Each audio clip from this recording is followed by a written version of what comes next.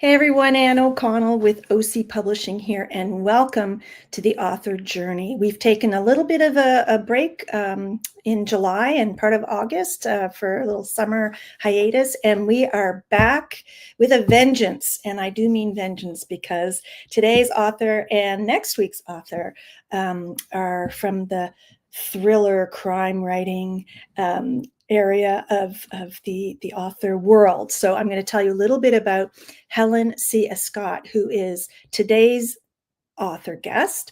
And she's an award-winning, best-selling Canadian author and playwright. She had a 10-year career in radio and TV before joining the Royal Canadian Mounted Police in 1998 as senior communications strategist. She retired in 2014 and began writing novels full-time. Described as a prolific writer, she has created 8 novels and 1 play. Operation Wormwood was shortlisted for the Crime Writers of Canada's Best First Crime Fiction Novel Award. Operation Vanished, which I am just reading and am loving, won the Silver Medal Best Regional Fiction at the 24th Annual Independent Publisher Book Awards. Operation Masonic was a finalist for the 2023 Best Atlantic Published Book Award by the Atlantic Publishers Marketing Association. Flanker Press just announced Escott's 5-book Operation series has been optioned by Rink Rat Productions for film and television to be set in Newfoundland. Now, I'm not going to tell you any more about her. I'm going to bring her up so she can tell you all about this exciting development herself and about her next book coming out next month. Hi, Helen.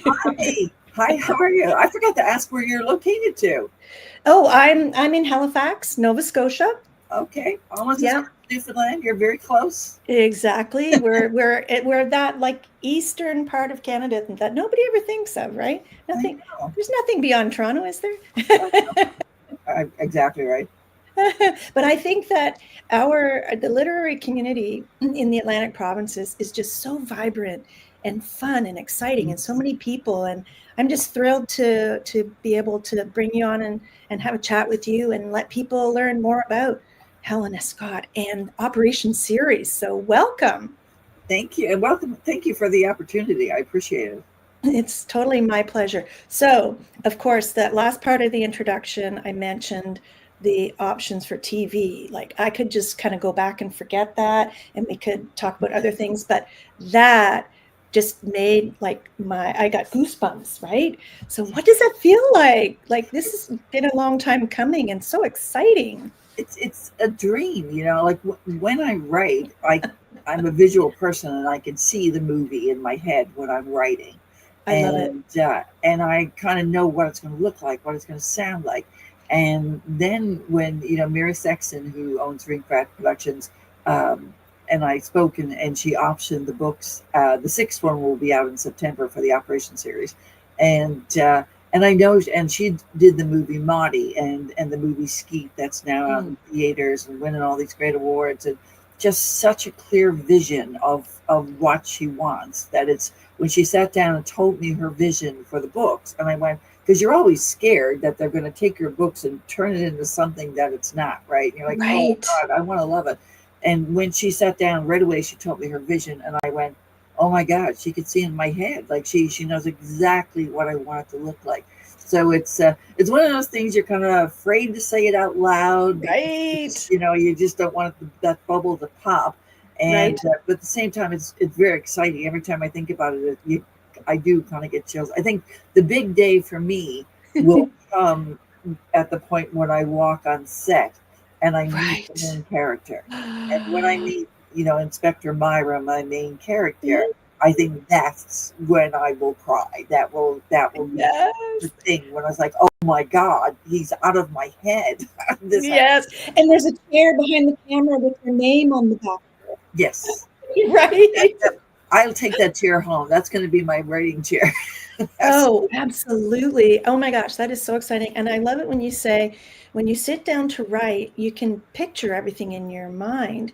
And I always say that authors are so visual, like you might be sitting and writing words, but that's not all there is. Like, when you sit down to write and you're thinking about a scene, you need to do that 360 of the environment, and then get into the, point of view character's body and into their mind. Like, so how do Yeah. you prepare to do that kind of writing?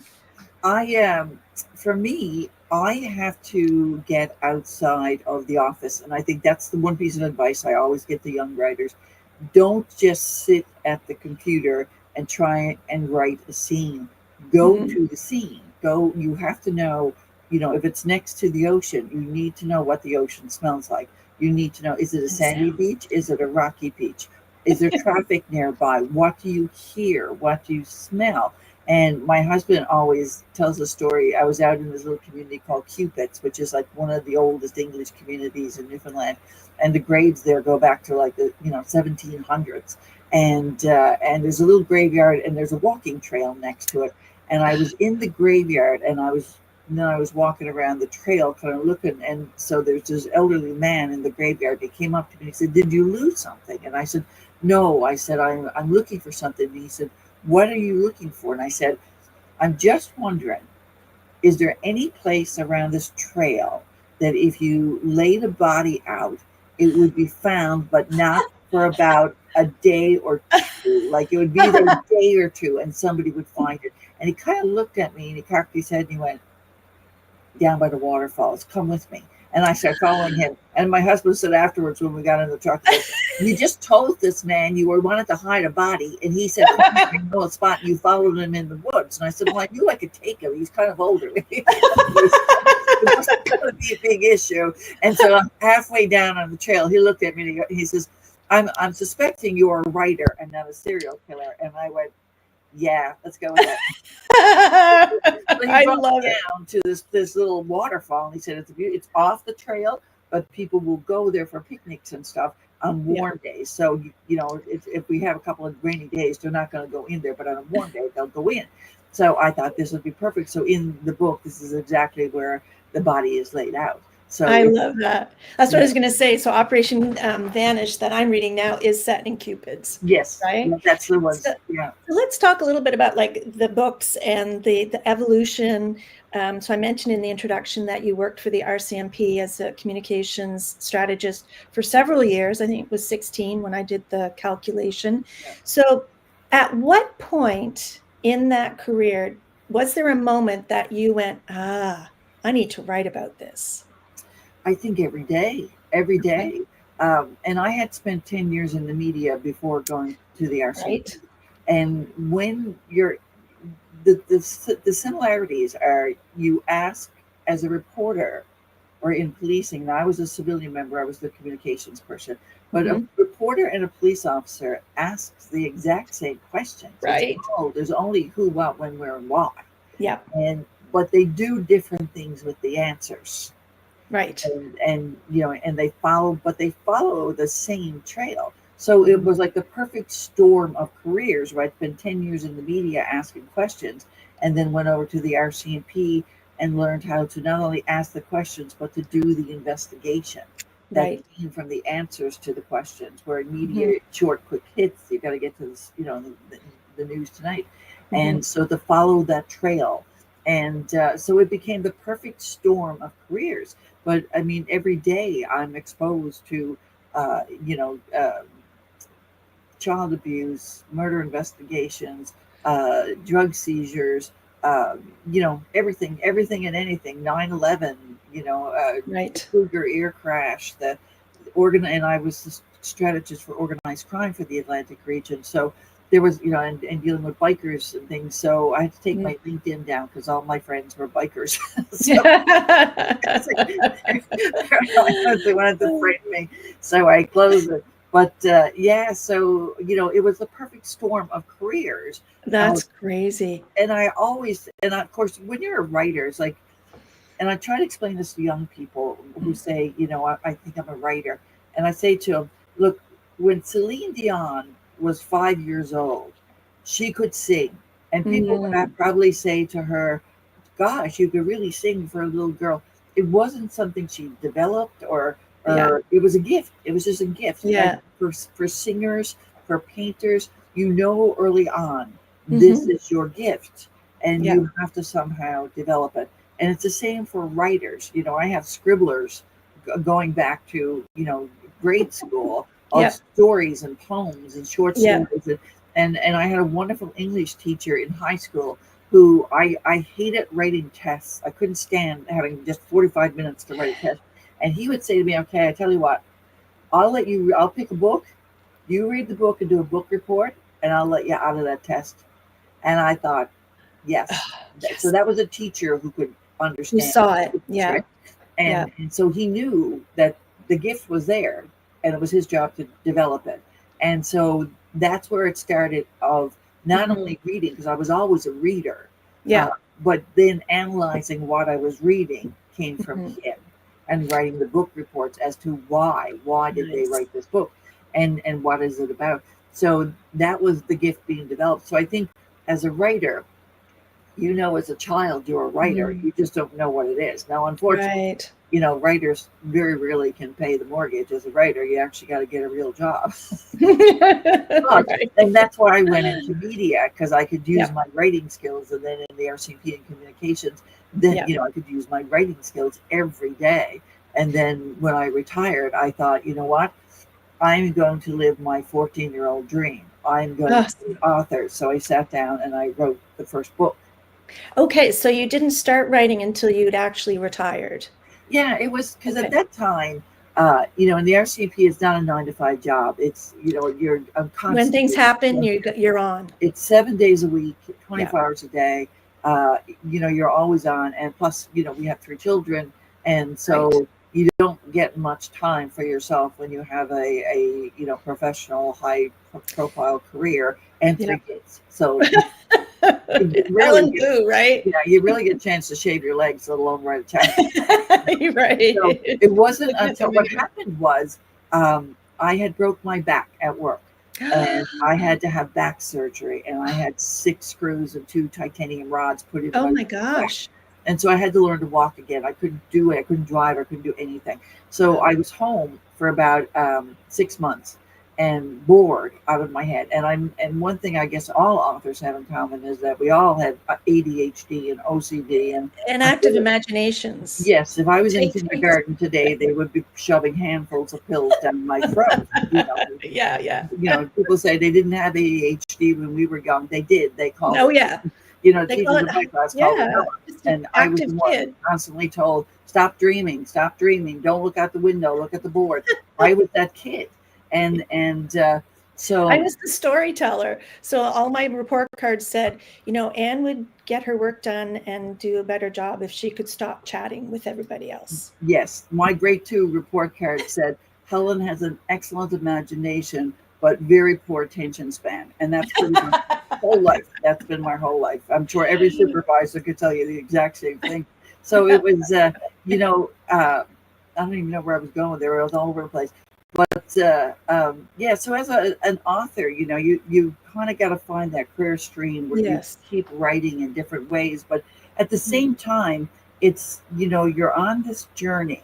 And I talked to an actor who told me the same thing, and a singer who told me pretty much the same thing, was that you find yourself on this journey where the universe keeps bringing you back on the road, where you think, I want to be an author, or what do I write about? I don't know enough about life at 20 to write a book. Not the book I want to write.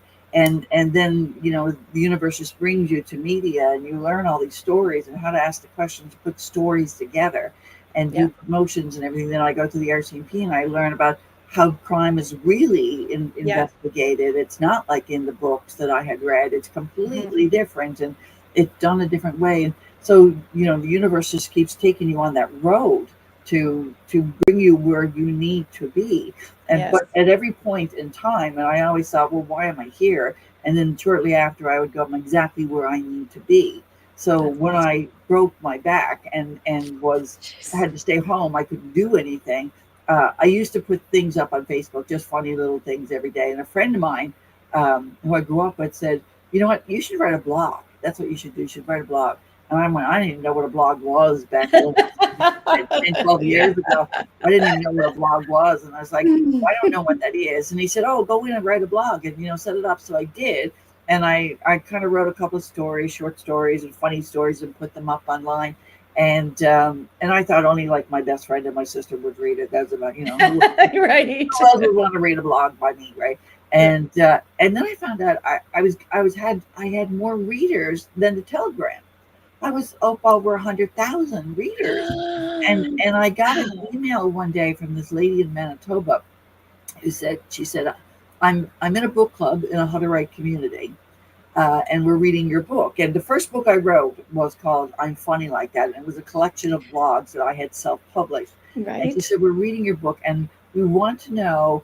There's an article I wrote in a story editor about granny panties, and it's a funny story of going into La Senza and trying to get underwear that would fit a woman, like an absolute grown woman, not a thong kind of thing. Yeah. And so she wrote me this email. She said, we're loving the stories. We're laughing out loud. We read them in our book club, but we don't know what granny panties are. Can you explain to us what that is? And I said, whatever you're wearing. That's What, see, Bridget Jones' Diary? we just discussed it. We get it now. It's even funnier. So I Yeah. was meeting these people from all over the place, reading all over the world, reading the book, Isn't that crazy? and I was reading it, and then someone said to me, "You should turn it into a book." And I went, "Well, how do you do that?" And so I went in to Book Baby. Actually, I self-published. Mhm. Cost me a Mhm. lot of money. Mhm. Learned a lot of lessons, Yep. selling the book out of the back of your truck, telling it at, different groups you're involved in, Yeah. and kind of begging people to buy the book. And I just cost recovered, I didn't make any Yeah. money, just lucky enough to cost recover what I did. And then I wrote the first crime thriller called Mhm. Operation Wormwood, and sent it into Flanker Press, and kind of, cross your fingers, hope for the best, Yeah.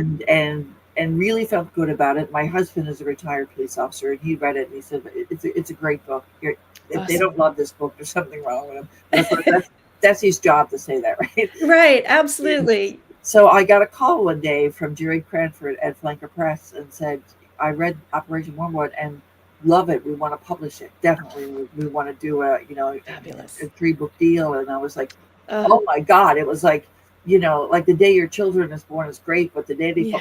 phone you and say they're going to publish your book, like, Yeah. that That means kind of, it's like I maybe a hung up little. the phone and I was literally shaking. And my husband Oh, said, "What's wrong? What happened? What happened? Who I was love that?" it. And I was like, "It's the publisher. They said yes. Wow. They want to publish my book." And I Well, didn't that's even know incredible. what to do. I didn't know where to turn. I was like, "They're publishing it!" Like, oh my Now God! what? It Ah, was so right? big. What a And it's still there. And validation. I never, with every book, I mean, it's the ninth Yeah. book is coming out in September, I'm and it's the so sixth excited. book in the Operation series. And it's still, the minute you hold it and you Yes. smell it, Oh, it's got that new book mm, smell, and it's and just, hug it, you right? hug it. And You hug your first one I always. just want to run up and down the street going, Yeah. look, I got a Look, yes. book.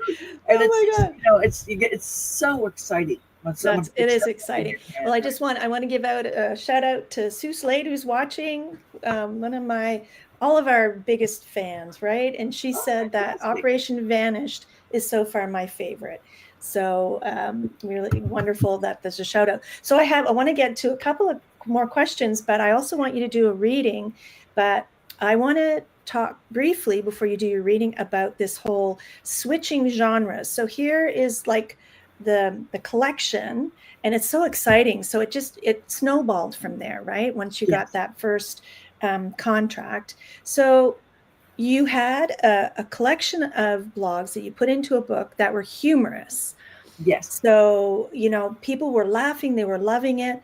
So what, other than the fact that you had a bazillion story ideas in rolling around in your head, was that like, what was the motivation to start writing crime fiction after you'd had such great feedback about the funny stuff? Well, the funny stuff was an accidental book. I didn't mean to write that book. That was another example of the universe saying, go in this direction. So I did Mhm. that, and I guess I learned a lot of lessons. But I'd always wanted to write crime thrillers. That was Okay. where I wanted to be. Yeah. So then, when I retired from the RCMP, I had a lot of experiences. Wormwood is about, and the Reckoning are a duology. The Reckoning is the conclusion to Wormwood, Okay. and Oh, there it is. Okay. it's about wormwood is a disease that affects pedophiles and makes them die a slow, painful death. And the main character, he's a sergeant at this point, Sergeant Nick Myra, is with the Royal Newfoundland Constabulary, and he is trying to find out how the serial killer operates. How does he know for sure these people are guilty and who's not guilty? And they seem to have some inside knowledge. So he's thinking it could be somebody internally, it could be a victim, is it vigilante justice? And I've seen that over the years, not the disease. It was long before COVID too. But it's, I had seen different things about, interviews with people who had been molested by people in authority. And it's a layer of humanity that gets stripped away from a child that never seems to return. And they always seem to be in this no man's land, even as they grow. And, so that's kind of where Wormwood came from. And at one point, I was at a scene in central Newfoundland where a child had been murdered. And I was driving back with a partner I worked with at the time, and we were talking about it. And he was all into mental health and everything, and at that stage I was kind of, just kind of in that mindset of, oh no, not me, it won't be me, I'll never get PTSD. Nothing happens to me. And we were driving back, and we were talking about it and just kind of debriefing, and he said, this child murders really affect me. It really does. Like, I'm going to have to decompress. I'm probably not going to be in tomorrow. I'm going to take a minute. I got to go back to my own children, and I need to go back to being dad. And he's upset. And he said, how about you? And I said, I wish there was a disease that when a pedophile touched a child, their penis would just blow off. Right. Kaboom. He looked at me and he went, geez, they call me dark. I thought I was the dark one. And I said, no, that's what I'm thinking about right now. And he said, that's almost like a vigilante justice starting kid. And it's a step in PTSD. You're starting to think, I want to hurt the person who hurt the child. Yeah. And you're on that ladder now. And that's a sign of it. So I went home, and after the case was over, one thing the RCMP does really well is mental health, and they've been doing this long before it was in vogue.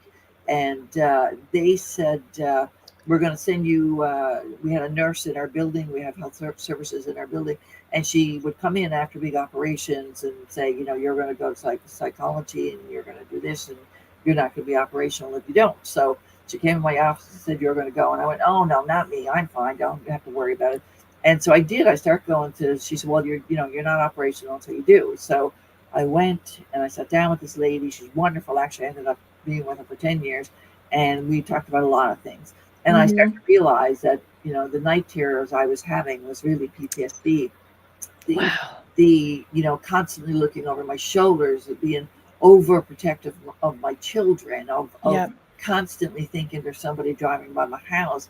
It's all signs of PTSD. Yeah. And she said to me, write down the nightmares and write down your thoughts in between our messages. So I would go back to her and read all this stuff, and we would discuss it. But then when I retired, I kept it all in a folder, and I found it about a year after I retired, and that was after I published the first book. And I started going through my notes.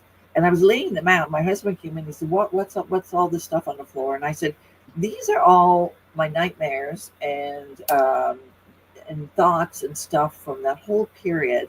And I'm going through it, and it actually sounds like a book. And he started reading it, and he went, you know what? You're right. This is the book you want to write. Like, we've been talking, like, you should write a book, you should do it. And I kept saying, yeah, I'm going to do it. And then I start writing putting it all together. And that's where Wormwood came from. It came from and floating at a psychologist. Yeah, and the Corporal McNaughton has the night terrors. So it's interesting how as you write, things get folded in. So I don't want to run out of time. Let's do a reading. Okay. If you would like, I would love to hear more of. This is from the latest book, Operation Betrayed. It's from the first chapter, and I'm not going to I don't want to read the whole chapter because you'll all fall asleep. So the first chapter is in Operation Betrayed. There's two murders that are 27 years apart, but they are exactly the same. So it's Inspector Myron is investigating to find out, is it the same killer or is it a copycat? And if it's a copycat, how does the second guy know? So this is where the second victim gets picked up, and she works in a dance club downtown. She's a dancer in a strip club, and this is her last night in a strip club. She has a small child, and she's giving it up, and she's going back to school, and someone is helping her get out of this life. And so this is the last chapter. The small black car slowed. The passenger's window rolled down. A blue cloud of skunky weed hit her nostrils, making her stomach flip. Another mouthful of old food filled her mouth, and she choked it back. The fat bald driver held up a $10 bill. "Want to have some fun?" He smiled, revealed his yellowed, rotting teeth. "Fuck off," Bernie spit the contents of her mouth at him. "Get out of here or I'll key your car." She staggered backwards and grabbed onto a telephone pole, hugging it tightly. "Why the hell am I so drunk? It was just a glass of champagne, for God's sakes." The guy sped away, cursing, leaving a trail of exhaust and weed fumes behind. A familiar brown pickup truck pulled up next to the curb, sending a shock of fear through her. The passenger door flung open. A barrage of curse words was about to leave her lips as she backed up. She peered inside, her shoulders slumped at the familiar face. It was not the face she expected. She exhaled her relief. "Thank God." Bernice opened the passenger's door and got in. "My feet are killing me and I'm freezing. Why are you downtown?" "A friend asked me to drive him home because he was drunk," the driver answered with a wink while gripping the steering wheel tightly. The street light illuminated a diamond wedding ring. "I knew you'd be getting off at midnight, so I drove down around until I found you." "Thanks." She tossed her knapsack behind the seat. "I can't wait to get home. I'm so tired, and I don't ever want to see the street again." She watched a group of girls her age entering a dance club and wondered, could she ever go back to being normal? "I called home earlier and Mom went to bed with the baby. We'll have to be quiet. You'll never know who's peeking out of the windows." She shook her head. Her words were mumbled together. The street lights streaked across the sky as they drove. "You'll never see me down here again," she mumbled, and faintly heard the response. "You're right. No one will ever see you again."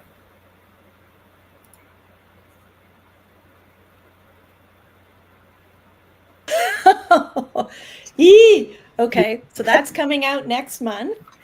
And in September. It's on pre-order now. Okay, yes, so I did see that it is available for pre-order. Hang on, let me see if I can share this. Did I? If you go to Amazon or Indigo or Flanker Press website or my website, HelenC.com, you'll see it there under books.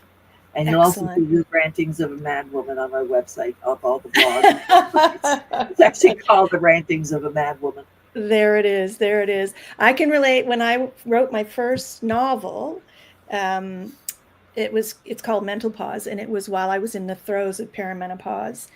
And I got up and started describing what a night sweat was. And I thought I should do a blog. And this would have been in 2011 or whatever. The Mad Ramblings of a Perimenopausal Woman. I'm like, no, I can't. Nobody can know what's going on here. That's a lot what my blogs were about, was menopause, raising families, and that's why it's so funny and relatable. Right. Oh my God, that's amazing. So Flanker Press has all of your books here. It's probably one of the easiest ways, if you're in Canada in particular. Yes. And I guess otherwise people can go to their favorite online retailers and find it there. So I'm just so excited for you, and we'll be, if you need any extras on the set when you're filming, like, let us know.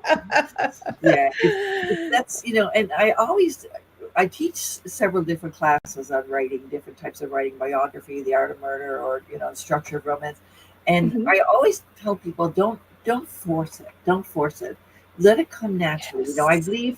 I believe books don't come from us, they come through us. Because oftentimes I'll write till 3 or 4 o'clock in the morning, and I'll get up the next morning and I'll read it and I'll go, did I write that? Right. Did that come from me? That's good. Wow, that's crap. I got to get rid of that. But it would be, you just kind of got to go with it. It's not a 9 to 5 job. And I always just say to the universe, just let me bring forth something Yeah. that's good and that will heal. And that's what Vanished is about. It's about Yes. healing a lot of wrongs done to women. You know, our rights are not that old. We've, you know, Right. it was only 1929 when the law changed to make us persons under law. And, you know, my mother was born in 1927. So the first 2 years of her life, she wasn't a person. It was legal to kidnap her. It was legal to abuse Wow. her. It was legal to rape her, you Mhm. know, and it was only, I think it was 1985 before they changed the criminal justice, changed the Canadian Criminal Code to say you couldn't rape your wife. Right. So if you separate, Yeah. We're you not done fighting. We're not done fighting. we lose our rights. I'm seeing young women giving our rights away. You know, no big deal. We, you know, Isn't thinking it we were crazy? always people. There are many countries in this world where we're still not people. Yeah. You know? Yeah. So, and for me, I write from a place of outrage. When I'm Mm. outraged, that's, you know, for And the World best War stuff II, comes out. it was the outrage of child abuse. For Vanished, it Mm. started from the Me Too movement that started out as real, you know, wrongs against women, and then C-list actresses who wanted publicity would like, oh, somebody touched me wrong in 1973 and I'm traumatized. It's like, and then people went, oh, okay, that's it, I'm done with it. Like that's you know, and so that's Minimizing. where that came from, was listen, this is real, and Mhm. this is, you know, you don't need to make your career off of something that happened, you know, minor, when women are truly being, you know, Abused. brutalized. Yeah. And same with Trafficked. It was, you know, what Trafficked is about, trafficking from St. John's to Montreal. And people say it's such a victimless crime. They want to be in there. No, it's not a victimless crime. These people are forced to be in there from Oh. many different ways, and people turn away. And you know, unfortunately, some of the Mm. biggest customers of trafficked women are politicians. Yeah. So you know, why does it survive so strongly in Ottawa? Well, It's crazy, isn't it? you know, Ugh. and so that's where every book comes from, a place of Yeah. outrage for me. When So I'm what's mad, the watch out, I'm Yeah, sure that's you it. a book. So what's the next thing that's outraged you that you're busily working away at and we can look forward to? Well, the next one is going to be Operation Betrayed, which is out in September, and it's a Yes. story about betrayal on a lot of issues. It's the betrayal of sisters, it's the betrayal of police officers against each other, uh, Mhm. and the one thing you learn about betrayal, if you've ever been betrayed, it never comes from a stranger. It always comes from someone who's very close to you, Mhm. and that's the story of betrayal. That's why it hurts so much. I just as soon somebody punched me in the face and betrayed me. At least, you know, I Right. can see that coming, and Exactly. it's a thing you never see coming. So that's where the outrage came from. That one is just, you know, it's betrayal is one of those things that just Steep. cuts to the bone. Yes. Oh my goodness. Cuts to the bone, as all of your books do. Thank And you. I'm so happy that we had a chance to have this conversation. And I want to remind people, if they want to learn more about Helen, go to her website, Helen C. Escott, ESCOTT.com, and say hello. And as I always suggest, if you love a book, leave a review, because authors can't get too many reviews, and Exactly. whatever, just one line is enough, or 10 paragraphs, however you feel. Get it Yeah, out there. good advice. Good advice. Reviews are so important. People don't realize that. I mean, reviews sell a book more so than the description on the back does. You know, word Oh, of mouth. absolutely. and Yeah. and buy local, buy local. Yes. You know, Yes. buy your local authors. Buy, you know, I think we thrive in Atlantic Canada because we preserve Mhm. our culture, and Yes. we are very cultured, and everybody in Atlantic Canada is talented in some way. We Mhm. write, we Mhm. draw, we dance, we act, we sing, we all Or all of the Newfoundlanders. above. All Newfoundlanders are really funny. We all have a great sense of humor. We don't Yeah. take ourselves too seriously. We all can tell a joke. We can all dance and sing, even though we can't keep a tune. I can't keep a tune, but it doesn't stop me from singing. It doesn't stop We me from singing. we have something in Atlantic Canada that just makes us very creative Yeah. people, and we Yeah. support each other, because I've talked to Yep. authors out in, you know, out around Vancouver who say we don't get the support that you Mm. get in Atlantic Canada. That, you know, I could be at Costco signing books, and people will walk by with a cart that's overburdened. I don't even know how they're pushing it, and they'll look at me and go, "Is it a local book? Throw it in. I don't care what it's about. It's local. Throw it in. I'll read it." Oh, Or nice. they might have Airbnbs and say, "Give me two or three. I'll put it in my Airbnb." Yeah. If it's local, they'll buy it, And but you don't get that in Toronto or Vancouver, like the bigger cities. And I think that's where Atlantic Canada thrives. We support each other. I love that. I love that. And thank you for supporting the author journey and spending some time with us. And good luck. I can't wait till the book comes out, and we'll be watching for the shows too. Yes. Thank you so much. It's so good to talk to other authors, because most of my friends are make-believe. They always have been. They'll come here. Yeah, nice to see we're humans. Exactly. It's a nice balance that we strive for, right? Yeah, exactly. Someone asked me one time, how come more women write crime thrillers than men? And I said, because we know how to get blood up close. We've been training since we're 12. Right. we know how to plan. And it's one thing I learned actually about police officers, that women actually make better investigators than men, because men will go into a scene and they'll say, you would interview a man and say, well, what was this guy like? And they'll say, oh, he had a jean jacket on and jeans and I don't know, brown hair. A woman will say he had a Levi jean jacket on. He had Dockers on that came from Costco. He had on Adidas sneakers. He had brown hair, but it was dyed. Women get detail. The nitty gritty detail, where we see in Technicolor, where men see in black and white. Yeah, absolutely. Oh my goodness. Well, we could continue. You will come back, I hope. Yes, I hope. Later date. All right, sounds good. We need to have that show on the reality of publishing, but that's for another, right? That's a great show for everybody to learn. All right. Well, I'll get you to come back. That would be awesome. Okay. Thanks a lot. I appreciate you having me. Thanks, Helen. All right. Bye. Bye-bye. And that's the end of today's author journey. So happy to be back, and so wonderful to have Helen come to us from Newfoundland and share her Operation series with us. New book coming out next month, Operation Betrayed. So I'm Anne O'Connell with OC Publishing, and we'll see you next time on the author journey. I hope you have a great day.